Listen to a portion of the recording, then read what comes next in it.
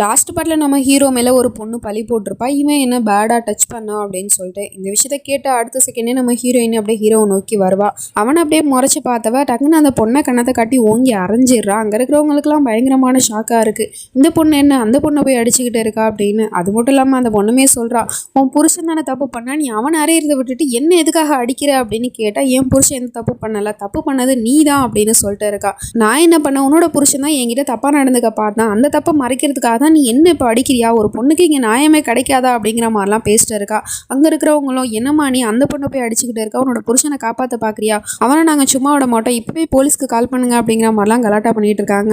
அப்பா வேற பாத்தியா எந்த மாதிரி பையனுக்காக உன்னோட பொண்ணு மொத்த குடும்பத்தை தூக்கி எரிஞ்சிட்டு வந்திருக்கானு அப்படின்னு சொல்லிட்டு கொஞ்சம் இலக்காரமாக பேசிட்டு இருக்காரு. உடனே நம்ம ஹீரோயினியும் போது எல்லாரும் நிறுத்துங்க, இப்போ என்ன உங்களுக்கு உண்மை எது பொய்ன்னு தெரியணும் அவ்வளோதானே, நூறு அந்த வீடியோவை காட்டு அப்படின்னு சொல்லிட்டு ஒரு வீடியோவை ப்ளே பண்ணி காட்ட சொல்கிறா. அந்த வீடியோவில் அதாவது ஜோயா இங்கேருந்து போனதுக்கப்புறம் தங்கச்சிக்கார வீடியோ எடுத்திருப்பா போல. அதில் நம்ம ஹீரோவை பிடிச்சிக்கிட்டு இந்த பொண்ணு தான் வழுக்க டைமாக டான்ஸ் ஆடி இருக்கா. அது மட்டும் இல்லாமல் பேர்டாக டச் பண்ணான்னு சொன்னா இல்லையா, அது எல்லாமே பொய் அப்படிங்கிறது இங்கே நிரூபணம் ஆயிடுச்சு. இதை பார்த்ததுமே அங்கே இருக்கிறவங்க எல்லாருக்குமே பயங்கரமான ஷாக்காக இருக்குது. பார்த்தீங்களா, இந்த பொண்ணு தான் என் புருஷன் மேலே வேணும்னே பழிய போட்டிருக்கா, நீ எதுக்காக இப்படி பண்ணேன்னு கேட்டால் அந்த பொண்ணு வாயை திறக்க மாட்டேங்கிறா, பணத்துக்காக தானே இதெல்லாம் பண்ணா. அங்கே இருக்கிறவங்களும் பயங்கரமாக அந்த பொண்ணை திட்டி விட்டுறாங்க. ஒரு பொண்ணாக இருந்துக்கிட்டு ஒரு பையன் மேலே இவ்வளோ பெரிய பழிய போடுறியே, உனக்கெல்லாம் வெக்கமா இல்லையா அப்படின்னு திட்டினதும் அந்த பொண்ணு அங்கேருந்து போயிடுறா. அதுக்கப்புறம் நம்ம ஹீரோவும் ஹீரோயின் கிட்ட நான் ரொம்ப பயந்துட்டேன் ஜோயா, நீயும் என்ன தப்பாக நினச்சிருவியோன்னு அப்படின்னு சொல்லிட்டு இருக்கான். இங்கே பாருங்க ஆதித்யா, எனக்கு என் மேலே இருக்கிற நம்பிக்கையை விட உங்கள் மேலே எனக்கு நிறையவே நம்பிக்கை இருக்குது அப்படின்னு சொல்லிட்டு இருக்கா. அது மட்டும் இல்லாமல் இப்போ என் மேலே இருக்கிற அந்த கோவம் போயிடுச்சா, என்ன நீங்கள் மன்னிச்சிட்டிங்களா அப்படின்னு கேட்டால், நான் எப்போ உன் மேலே கோவமாக இருந்தேன் அப்படின்னு சொல்லிட்டு அப்படியே அவளை ஹக் பண்ணிட்டு இருக்கான். இப்போ கொஞ்ச நேரம் கழிச்சு பூஜையெல்லாம் முடிஞ்சதுக்கப்புறம் நம்ம ஹீரோவை மட்டும் நீங்கள் வீட்டுக்கு போங்க, நான் என்னோட அப்பாவுக்கு இன்னைக்கு பர்த்டே இல்லை, ஸோ அதனால அவருக்கு கிஃப்ட் வாங்கி கொடுத்துட்டு வரேன் அப்படின்னு சொல்லிட்டு அவனை அனுப்பி வச்சிடுறா.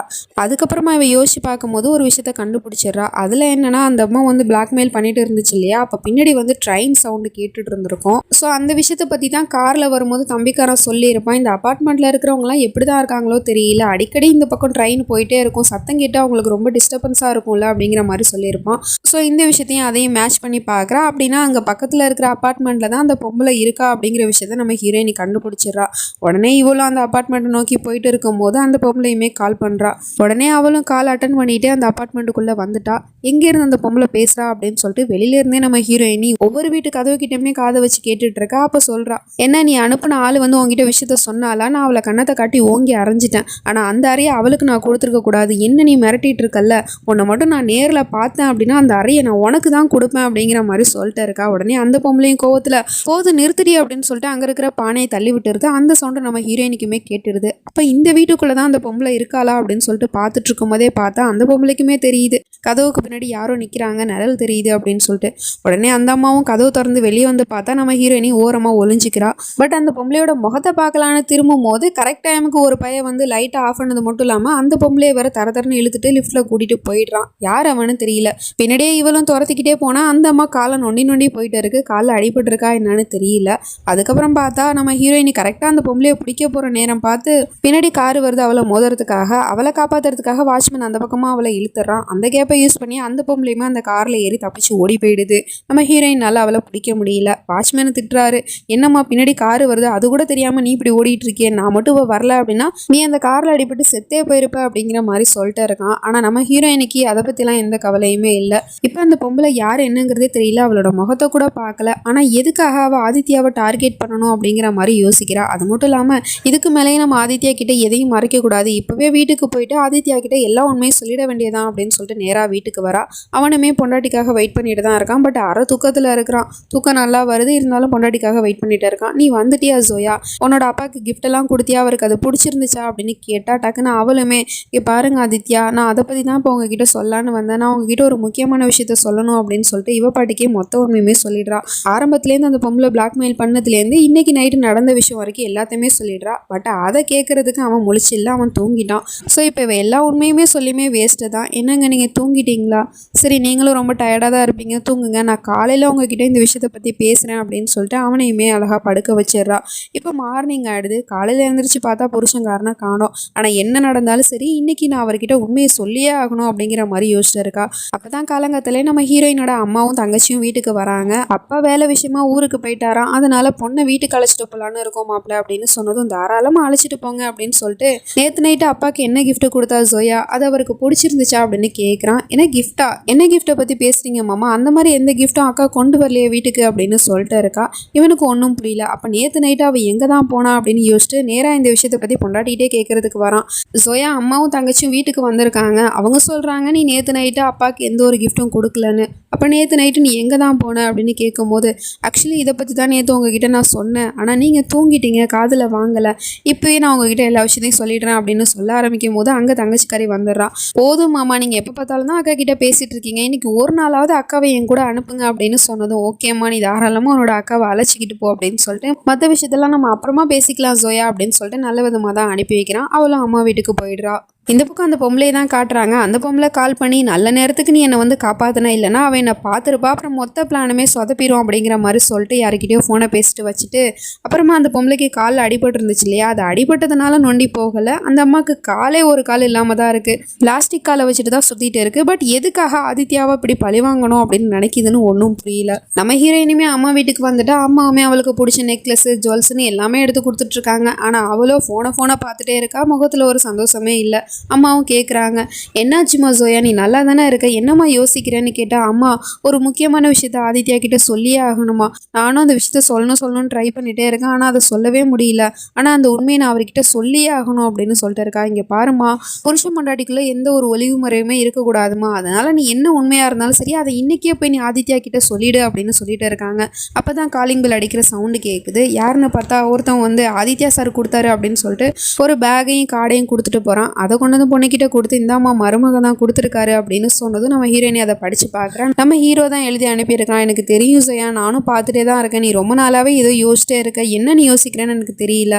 நான் உன்னோட மூடை சேஞ்ச் பண்ணலான்னு நினைக்கிறேன். நான் உனக்கு ஒரு கிஃப்ட் கொடுத்துருக்கேன்ல, அதை போட்டுக்கிட்டு நீ டிரைவர் கூட வீட்டுக்கு வந்துரு அப்படின்னு சொல்லிட்டு எழுதி அனுப்பியிருக்கான். பார்த்தா அதில் புடவை தான் இருக்குது. பரவாயில்ல, இந்த புடவை சூப்பராக இருக்குமா, போய் சேஞ்ச் பண்ணிட்டு வா அப்படின்னு சொல்லிட்டு பொண்ணை அனுப்பி வைக்கிறாங்க. அவளுமே அழகாக ட்ரெஸ் சேஞ்ச் பண்ணிட்டு வந்து காமிக்கிறா. மாஷா அல்லா ரொம்ப அழகாக இருக்க, பார்த்து பத்திரமா போயிட்டு வாமா அப்படின்னு பொண்ணை அனுப்பி வைக்கிறாங்க. இவளும் போகிறா. டிரைவர் தான் பிக்கப் பண்ணி கூட்டிகிட்டு போகிறான். பட் அப்படி போயிட்டு இருக்கும் போது பார்த்தா டிரைவர் வீட்டு பக்கம் போகாமல் வேறு பக்கமாக வண்டியை திருப்பி போயிட்டு இருக்கான். நம்ம ஹீரோயினிக்கு சந்தேகமாக இருக்குது.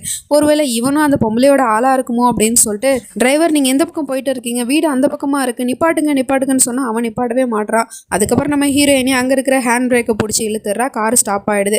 அதுக்கப்புறமா அந்த டிரைவர் போவிட மாட்டேங்கிறான். மேடம் சொல்கிறத கேளுங்க ஒரு நிமிஷம் அப்படி இப்படின்னு சொல்லிட்டு நம்ம ஹீரோயினை தடுக்க தான் செய்கிறான்.